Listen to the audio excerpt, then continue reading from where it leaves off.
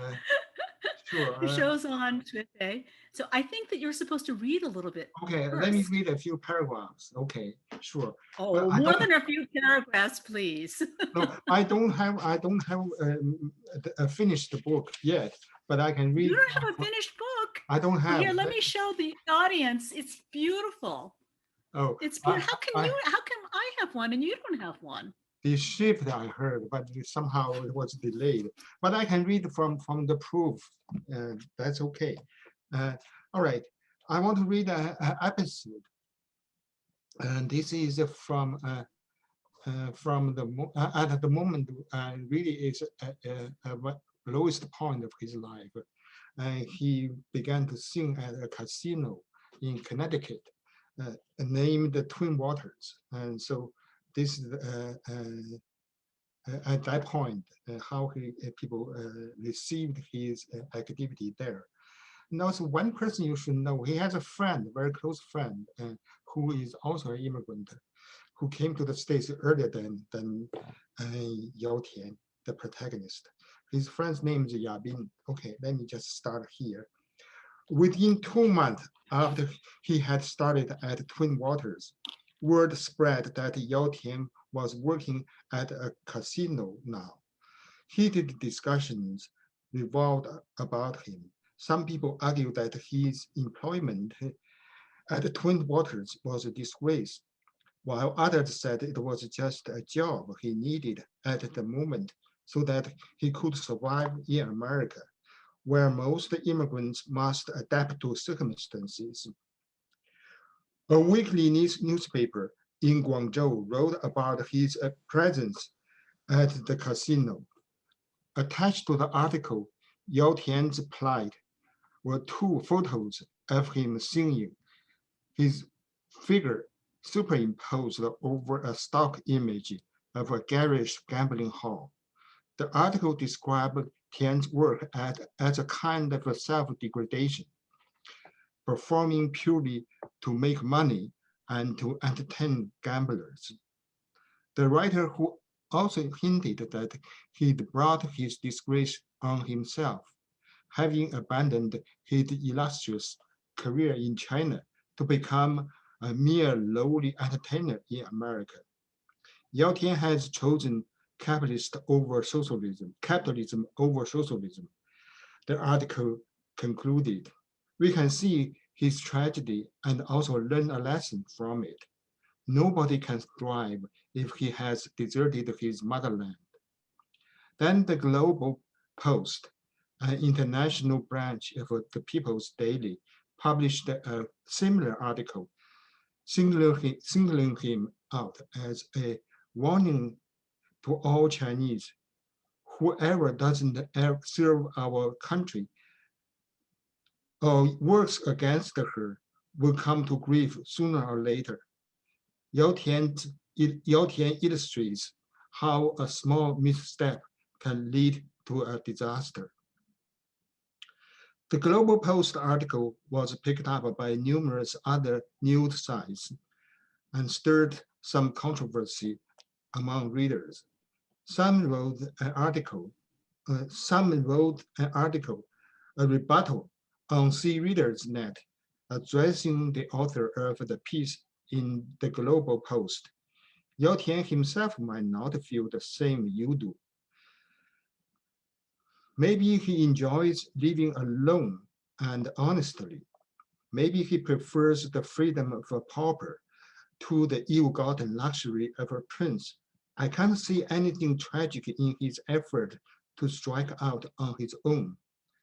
A reader commented, commented on the same side. Instead of joining the chorus of condemnations, we ought to admire Yao Tian's personal choice and his courage. We ought to wish him the best of luck. But another reader rejoined, it serves Yao Tian right. Anyone who betrays our country will suffer similar humiliation in the end. Some pitied Tian for his loss and failure. Some lamented how hard it was for any Chinese artist to survive once they wandered beyond the sphere of Chinese culture. Some supported Tian's decision to leave China because they saw freedom as essential, like fresh air and clean water. Some declared that nobody was qualified to judge Tian's situation, like how a foot fitted in a shoe only the wearer alone could tell. A reporter at the Beijing News phoned Tian and asked for his response to the article. He only said, "I'm still an artist. No matter where I am, I can still sing my heart out. I feel liberated because I am singing the songs I love. Back in China, I often sang propaganda that I hated. It made me miserable in spite of my cheerful appearance, in spite of my fame as a star. So I don't regret having immigrated. My current hardships are a necessary step for my future growth." He took the opportunity to add, "I've been separated from my family for 4 years. My wife is not allowed to come visit me. This is entirely arbitrary, gratuitous. We are suffering for no purpose. I appeal to those in power to show compassion to my family and allow my wife to come join me." Of course, the newspaper printed none of his words about his separation from his family, though the young reporter did tell him that she liked what he had said. Yabing did his part to defend Tian too. He wrote a long piece on the Literary City website saying that Tian was simply making an honest living, and people ought to admire his ability to adapt to new circumstances and confront adversity. "You all must keep in mind," he went on, "that Yao Tian is a husband and a father. How many of you, given the same setback, could also continue doing everything to support your families? We should applaud his integrity and fortitude." After Yabing's piece was posted, most of the negative chatter faded off, though Tian suspected that people still whispered about his disgrace and downfall. In fact, even his wife feels very uneasy, uncomfortable about his singing at the casino. She views it as a kind of degradation, but he has to survive. Okay, let me stop here for now. That was wonderful, Shuifei. Your book is so touching, and I love the section that you read, which really gets kind of, to the heart of a lot of the tensions in the book. Um, One thing that I wondered, of course, reading it was, how much of this is autobiographical, whether in fact, the Chinese government, you've been, attacked by the Chinese government. I mean, this poor Tian is really hounded by them and, criticized all around and misunderstood from every angle. You're right. His wife misunderstands him. Everybody, they can't understand his motivations. We see him very clearly that he has to sing at this casino, that he's really struggling as an immigrant. But people don't get that, and I'm wondering how much of this has come from your own experience. It's not autobiographical, but I can share the pen. I'm a struggling artist in a way, and it is hard. And so I share the misery and the frustration. But I'm lucky in many ways, but a lot of pens in a way are personal. For instance, I'm not allowed to go back to China ever since I came to the States. When my parents passed away, I couldn't go back because I couldn't get a visa. So I went through the same process. Other than that, it's not autobiographical at all. But a lot of details I do.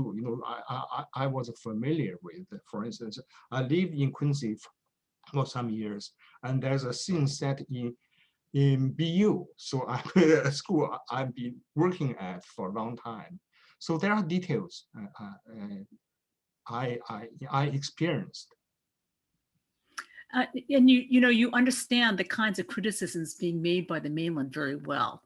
And I'm wondering whether, whether you hear those criticisms being made of yourself or fellow artists, or, you know them just from research, or, but, it's, you really capture the kinds of things they say and how they really can rattle the, irrational as they are. And, as readers, we understand how really how because they come from such a clear source, which Yeah, is the government. yes. And and that seems that's so clear to the reader, and yet that you really capture how hurtful they are all the same. And and also how Qian is totally not really that politically oriented, but somehow he ends up the focus of all this governmental attention, really quite by accident. And I'm wondering whether, that's just something that you've observed from people that or, whether, kind of, I guess what moved you to write about that. Both. In fact, you see, more than half, I think 2/3 of my books are not published in China because for they are too sensitive, according to the authorities. And very often I was labeled as a writer against the government, dissident. They would use that word, dissident or exile. But there are, on another level, there are people, for instance, there is a famous singer, Guan Guimin, but he was basically, there were obituaries of him for several times published in mainland China. But he lives in States, and he's still alive and still working. So there is that, but that part, in fact, I observed there were artists who were really abused, mistreated. And so it is both personal and also it is also general, a general condition for many dissidents, or just pure artists. Where the truth, the logic is, if you don't cooperate with the Chinese state, you are the enemy. The logic is very simple, because you show that you can exist as a free individual. Even as an artist, you can still thrive, because the Communist government, they basically instilled in their artists the notion or the mentality that you have to depend on the state to thrive as an artist. That's clear, that's very basic. So whoever can do something or achieve something outside China is viewed as a negative example.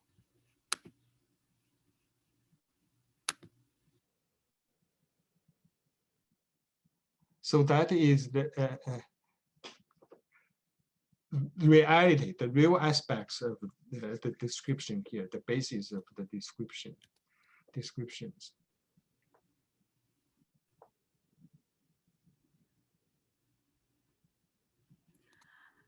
Shufei, I don't know if you're having as much technical trouble as I am. Can you hear me? Yeah, I can hear you. Oh, great, because I have missed almost everything that you said. And so I hope that your feed is working better than mine. I'm not sure what's the matter. But if I can try, I'll try to carry on as best I can, even though I can't really hear you. I can repeat what I said. In fact, I don't know. No, I don't want the whole audience to say it. The essence is you have to depend on the state, the collective, to be a successful artist in China. That's the basic principle, a basic condition, working condition. And so that's why anybody who can exist outside China is a negative example, strongly discouraged by the state.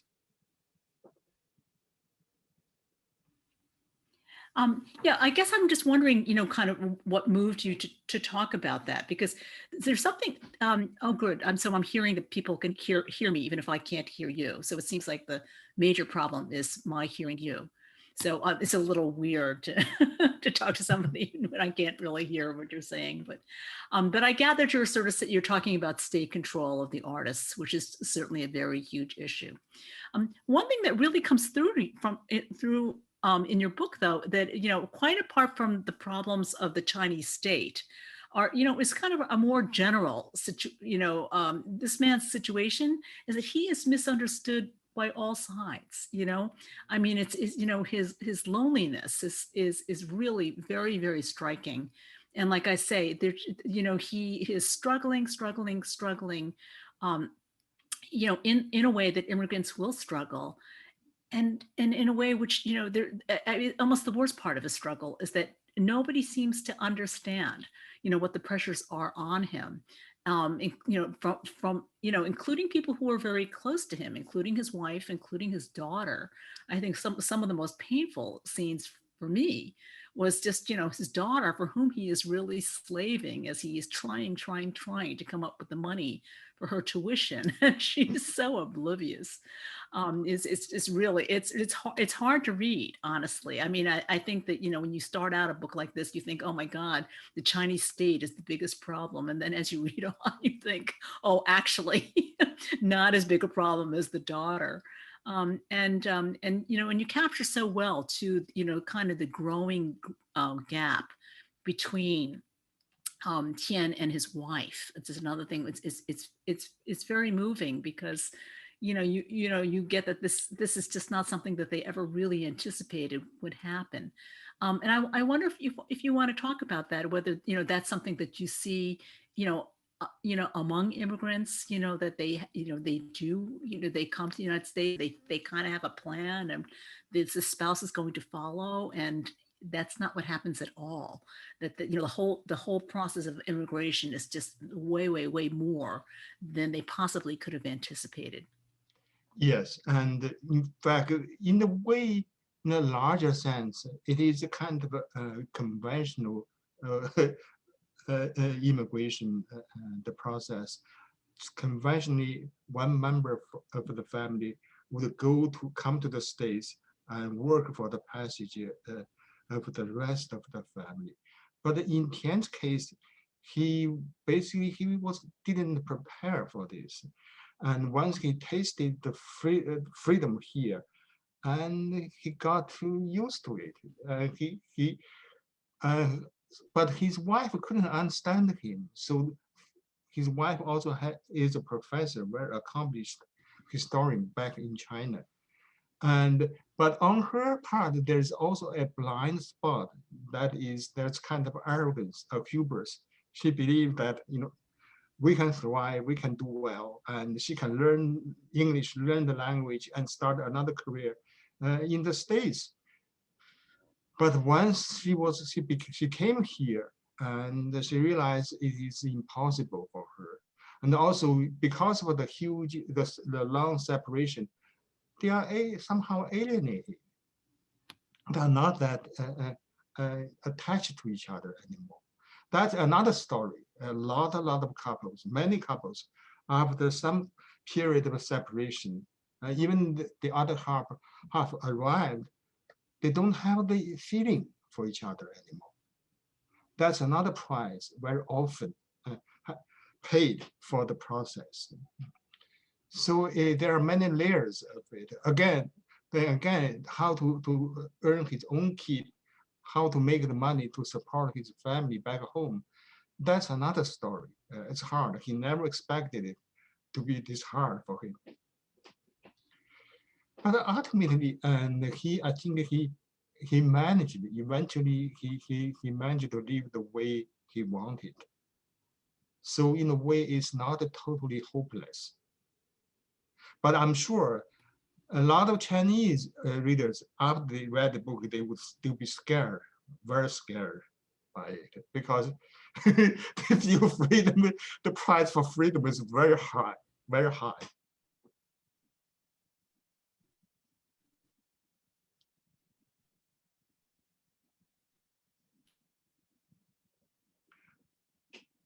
Okay, I think we miscommunicated again, right?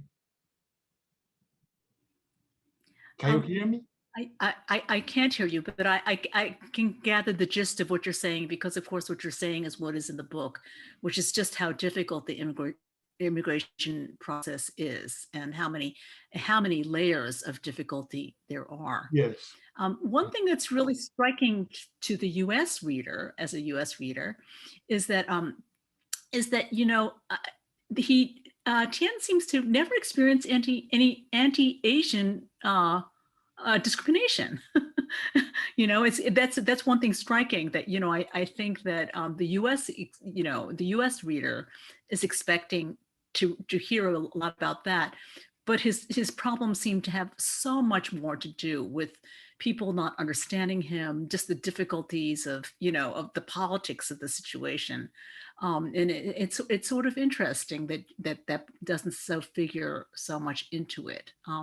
Another thing which is very, I mean, I just sort of say that I noticed that, but I mean another thing that's really striking though is how very extremely Chinese he is. I mean, in ways that I wonder if the U.S. audience would appreciate, including, I wouldn't say that he is good-natured about being reduced to circumstances that are really, really quite tough. I mean, where he finds himself sleeping in train stations and performing under very, very difficult situations. But there's a way in which he kind of is able to deal with all that, even though he was a megastar in China. Sure. And and he has a kind of resilience that really, this strikes me as extremely Chinese.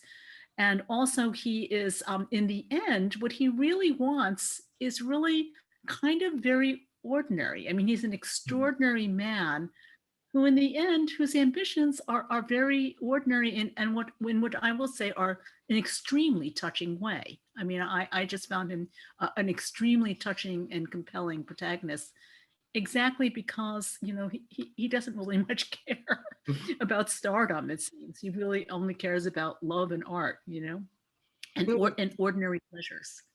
Sure, and in fact, they seem extreme. In fact, people would say, he's already so famous. He was so famous. Why would he leave his former life? It happened. For instance, the singer I mentioned, Guan Guimin, but he came with his wife together. He was a megastar in China, and the two they were custodians for some time. They did all kinds of odd jobs. There's another famous singer, Guan Mucun, another megastar. She went to BU to do a graduate degree, and she babysat and did all menial work. Mhm. And that happened to many people. You have to start from scratch.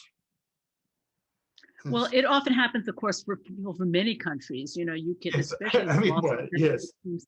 Well, you get into a cab and you start talking to the cab driver, and you discover that the driver is an astrophysicist. I mean, this yes, happens quite commonly, yes, honestly, and yes. it is part of the process. And I do think that when I look at the immigrants that I know, that the drop in standing, it can be absolutely amazing.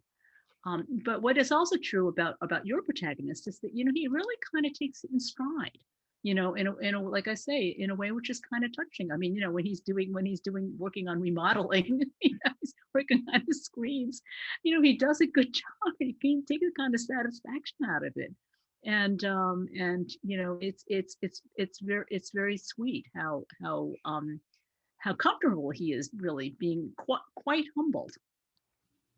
And I wonder if we want to talk about that. I mean, whether you see that as something. I mean, there's something about it which I have to say reminds me so much of my own relatives.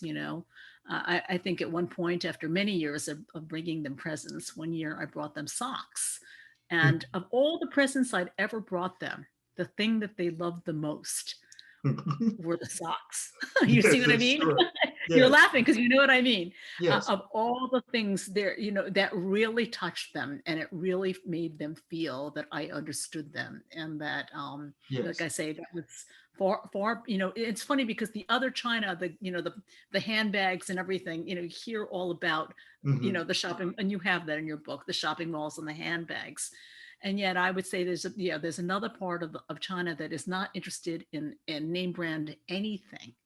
And if you bring them a good pair of wool socks, Yeah. that's what really hits home. And you really capture that very well in your book, I think. In And a I'm way, wondering, yeah, yeah. it's personal in a way, because I for a long time I couldn't find a job after I finish my graduate work at Brandeis. For 3 years, basically, I did all kind of odd jobs. So I knew what it was like.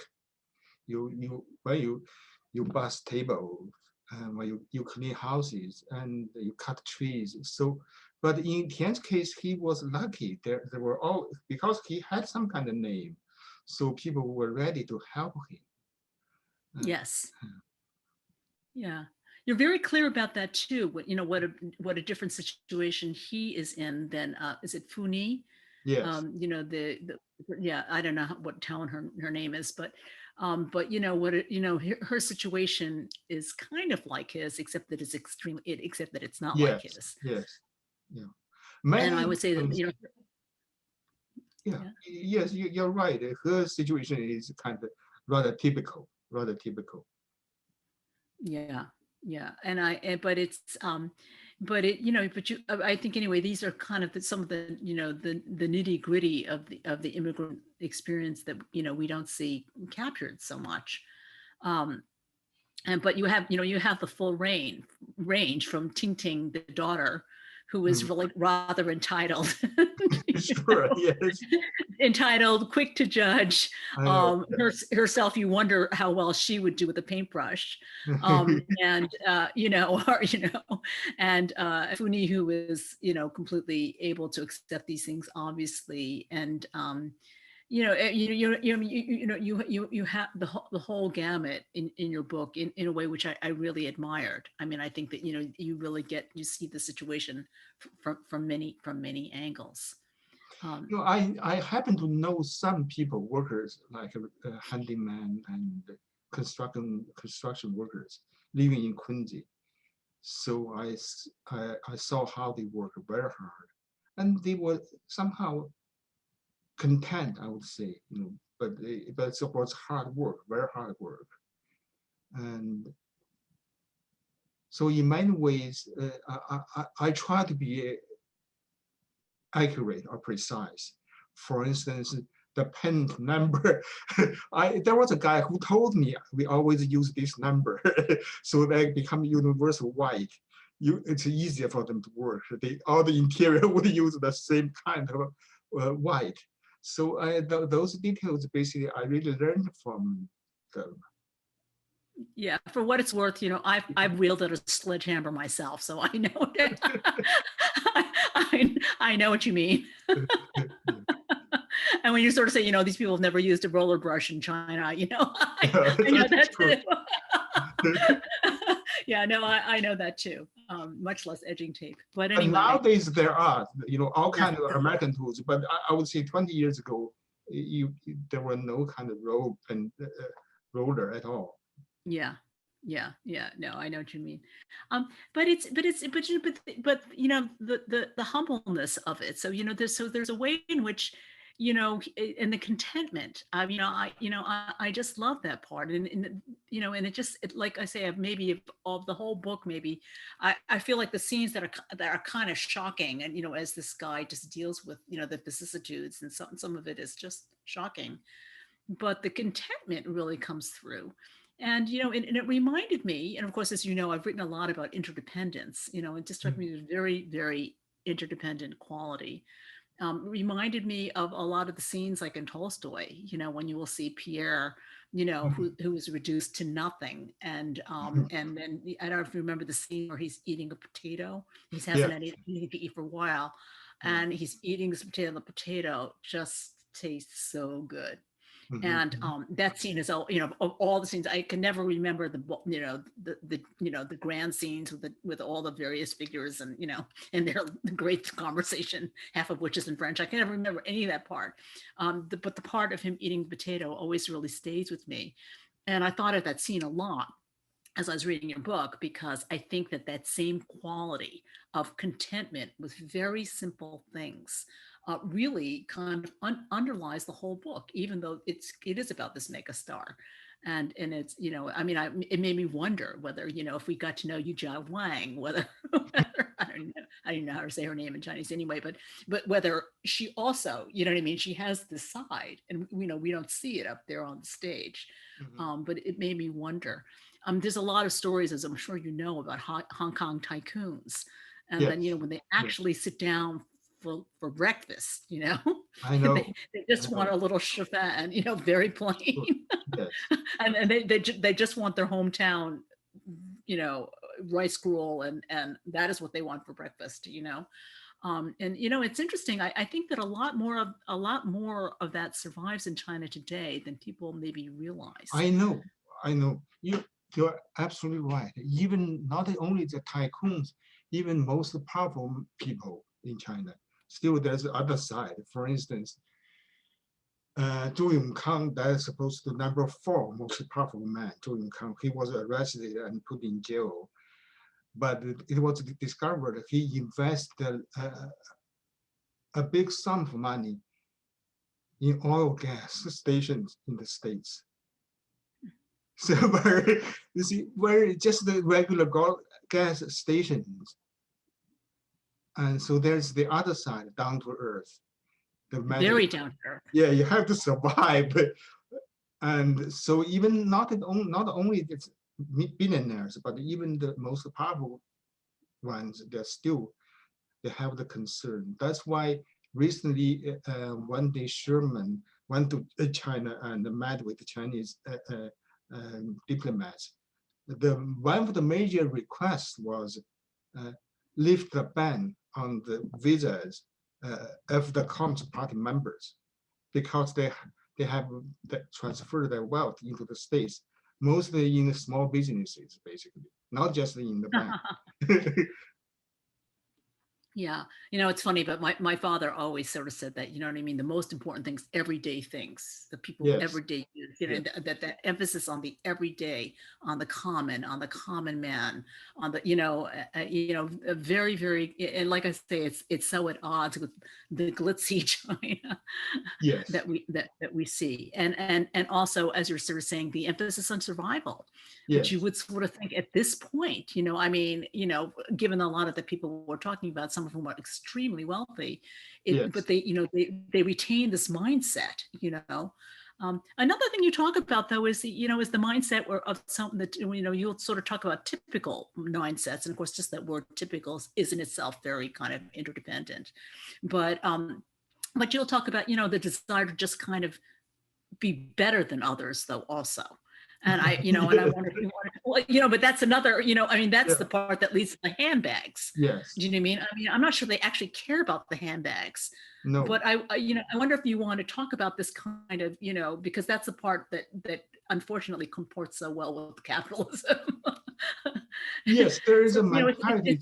there's another side. Yeah. Yeah, there's traditional mentality in China, because one kind of success is that you can live above people Mhm. and above others. So really the handbag has nothing to do with the value, the utility. Exactly. It's only because it's ostentatious and to show that you are better off.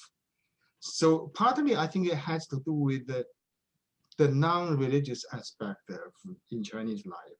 Religions have been suppressed. So the sense that people are equal, all created by God, we are equal human beings, that is alien to Chinese Yes. culture. So there's always sense they have word 人上人, a person beyond, above others, right? Yes. That's what really Tian hates most. He wants to be the same as a regular person. Not only that's common, a lot of Chinese immigrants, they fight against that mentality. They want to start as just a regular person, live in the same way every day, similar to others. Yeah, it does sort of seem like this desire to best other. Well, first of all, that it is. It's the Chinese, as I don't need to tell you, it's written from top to bottom. Yes. There's always something on top. You don't say one thing and then the next thing. It's not like this. Mhm.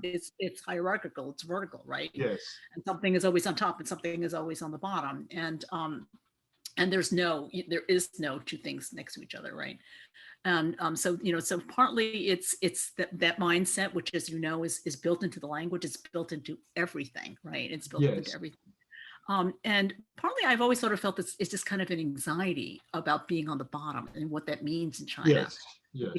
because there's there's the expressions of China of power are so naked and it's so brutal. It's not softened in any way. Mhm. So it's not so much that they necessarily need to be better than others, but they definitely don't want to be looked down upon.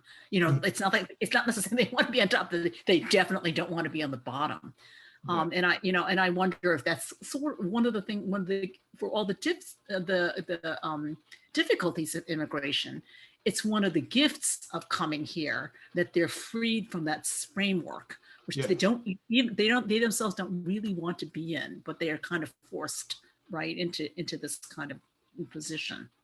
Yes, and in the Chinese language, there are expressions of that. Most currently, they have the word 韭菜 leeks, Yeah. because if you have leeks, everybody can cut, can benefit.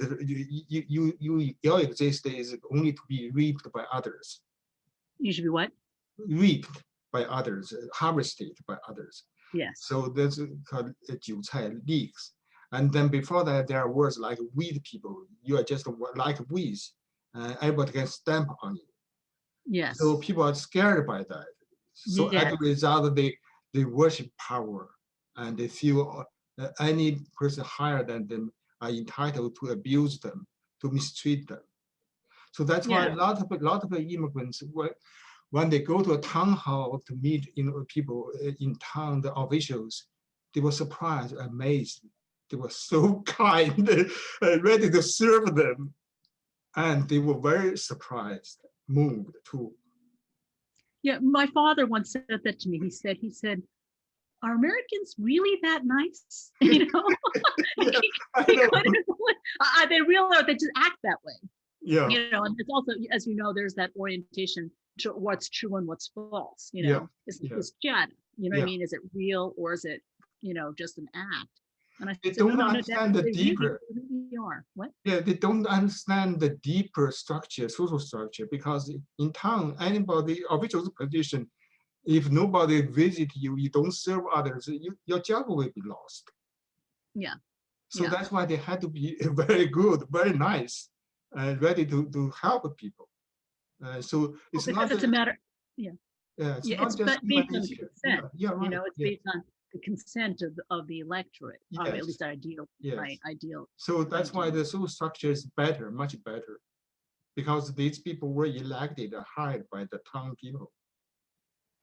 Yeah, yeah, yeah. Your book does come across as very pro-American, and it's interesting at a time, of course, when there is so much criticism of America, and I mean, America, everything about it is bad, bad, bad, bad, bad. It's racist, racist, racist. It's discriminatory. Da, da, da, da. But your book, meanwhile, it's just No, like, I wrote it I some mean, it's years very ago. tough here, Yeah. but the ideals really seem to resonate, quite strongly with you. I do feel that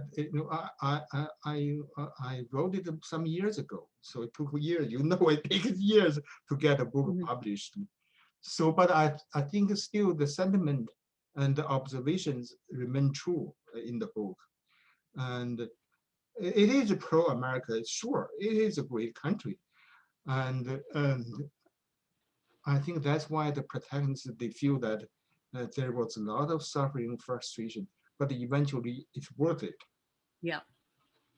It's funny because I'm always of two minds, when I read all the criticism of America, and of course I totally agree, you know, but then I look at it from the immigrant's perspective. I feel like you're in China for 5 minutes and you think, whoa, well, now you think the US is really great. I know, Everything yeah, about the US looks great. The press looks great. The people, the politicians look great, yeah. and the whole social system looks great. And, and you're, and, you feel like I get it that everybody has a cappuccino machine in China now, but that's not really enough. But you also really capture this the way that so many people in China feel that they have to choose between freedom and security. Yes. And what's really clear is that they don't even really understand what the freedom is. I mean, Tian understands. but they Yeah. don't really understand. And I think that this, the wife's situation and her mindset is also very familiar to me.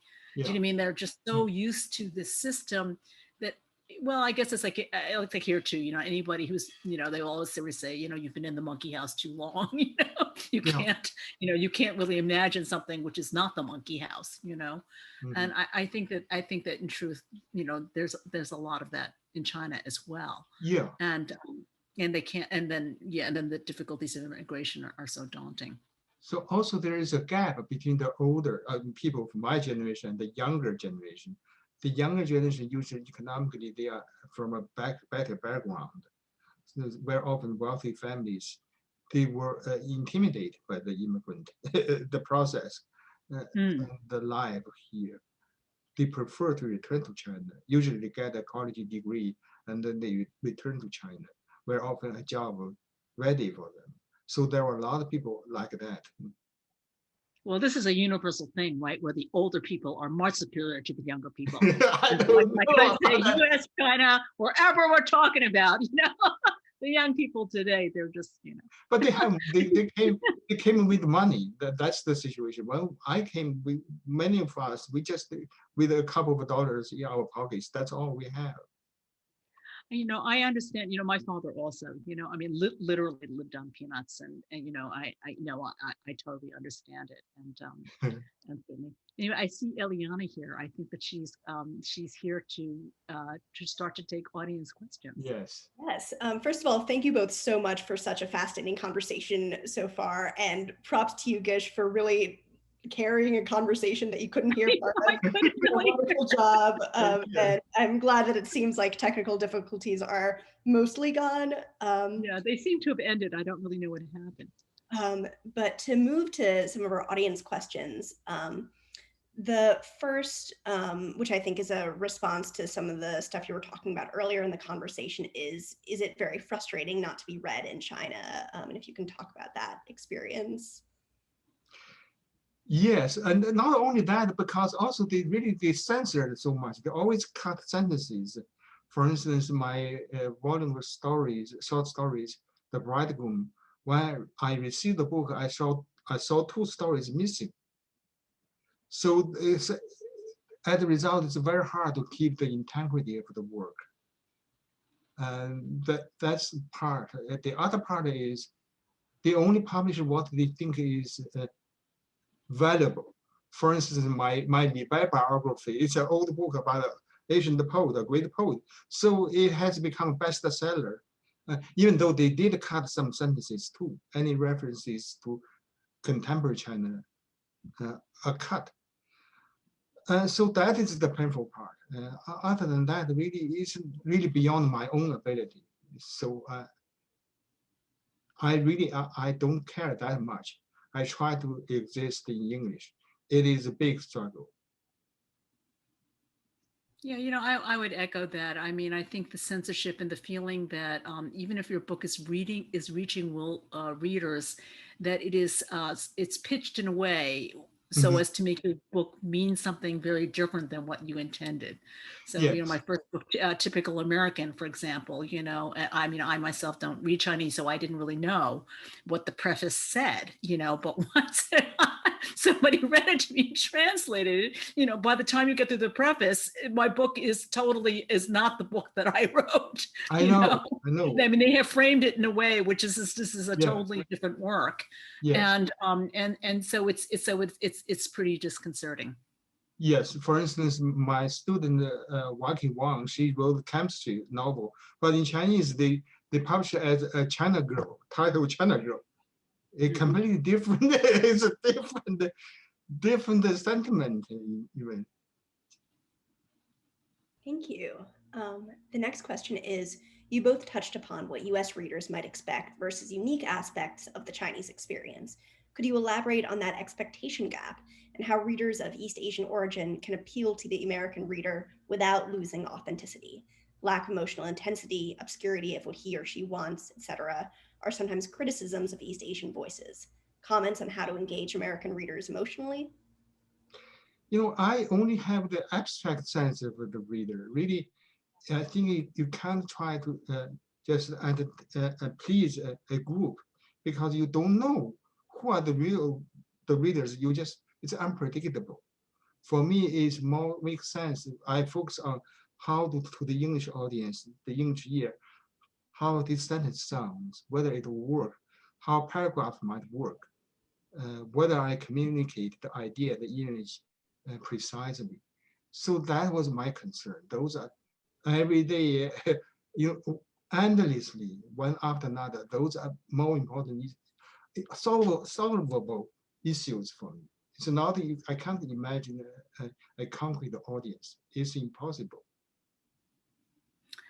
Yeah, it's interesting. I'm sorry, I only kind of heard half the question, but I think I get the gist of it. But do forgive me if I'm answering the wrong question.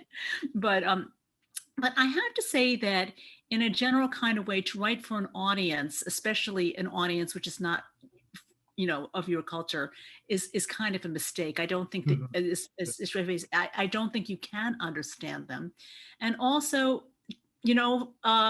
there are fashions and things change. Yes. And I think we can see that right now with, with the long list for the Booker Prize is just announced, and, and it's a very different list than we might have seen Yes. 10 years ago. And so had any of those writers kind of tried to tailor their work to the U.S. market in some way, that this market that they don't even really understand, they could do that only to find that the tides have changed. And so, to me, I think that finally writing the book that is given to you to write, for better or for worse, is kind of the way to go.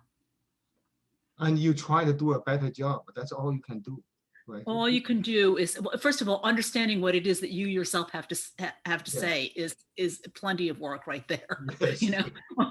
What am I trying to say? And I think that to focus on that first, and to worry about the market, maybe, that's the publisher's job. Thank you both. And to the audience, feel free in the last few minutes to put any final questions in the chat. But the next question from Emma is, I have read a lot of translated novels by Asian authors lately, such as Ghost Forest, Strange Weather in Tokyo, and The Vegetarian, and have encountered the theme of loneliness a lot. I wonder what both of your thoughts are about writing on loneliness and how being an Asian author or an Asian American author informs that writing. I don't think I'm better read than Gish on this, but I did read Vegetarian and some of the novels. Loneliness, I think, is not an old theme in Asian literature. Even in China, also in other Asian cultures, noisy gathering are kind of a happiness. The collective, the community are more important than the individual. Loneliness, I think maybe is kind of a current fashion. I think it's a positive one. That's the human condition. Whereas when you become an immigrant, basically freedom, the essence of freedom is to be left alone, right? Nobody will bother you. And so that is a privilege in that sense. Yeah, I would add to that I think that I completely agree, and it is, it is an unintended price, for the individualism that we are so avid to achieve, and I think that it plagues the entire West. I think it's one of the reasons we have literature, is that the more individualistic we became, the more we sought some kind of connection through books. And I think it's especially acute from people who are from very interdependent, collectivistic backgrounds, where I think they are particularly, not socialized to deal with this aspect of modernity. So this is, my book, The Girl with the Baggage Claim, explaining the East-West culture gap, is exactly on this subject. And so I think, like I say, I think it is a problem for everyone. And I think that it is, particularly a problem, for industrialized societies. And I think that people, not just East Asians, but, people pretty, from any part of the world where basically the collectivistic society is sort of intact.